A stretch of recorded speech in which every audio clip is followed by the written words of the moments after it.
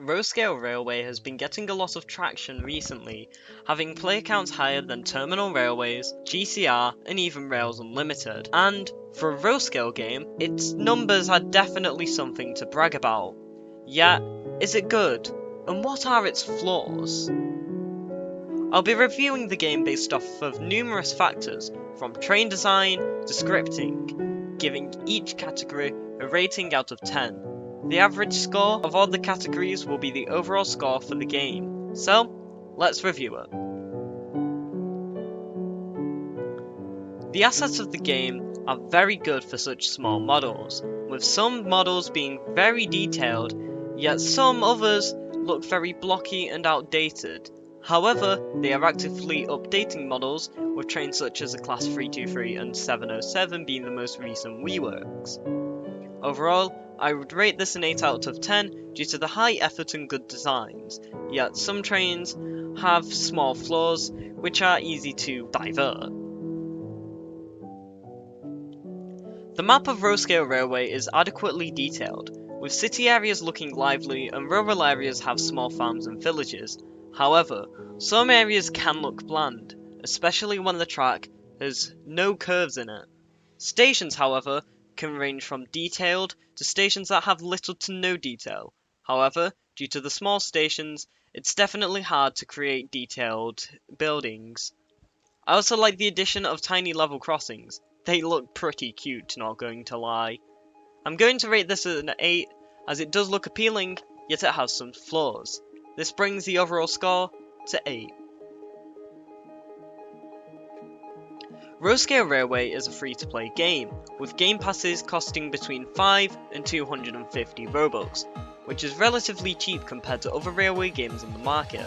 The prices are also reasonable, and thus I'm giving this a score of 10, bringing the overall score to 8.6.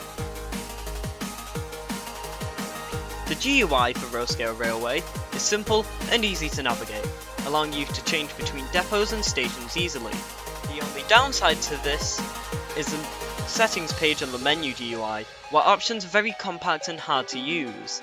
As well as that, the 5-second train spawn GUI timeout thing is annoying.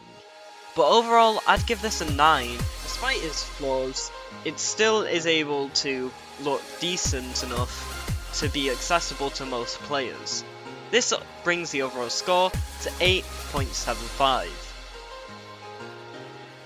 Finally, scripting is an integral part for any game, and Roescale Railways is decent. Yet, it has some flaws. The driving system can be confusing to get your head around for the first time. However, it is easy to learn once you get the hang of it.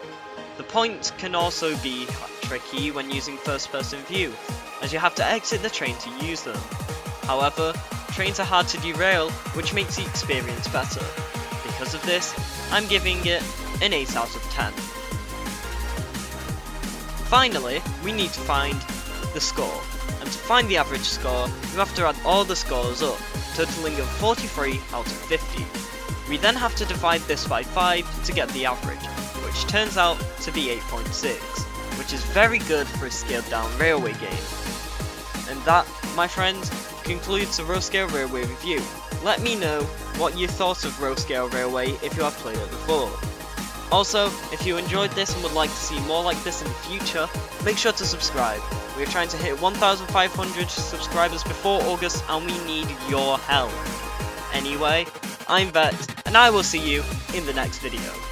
Goodbye! Insert really cool outro here.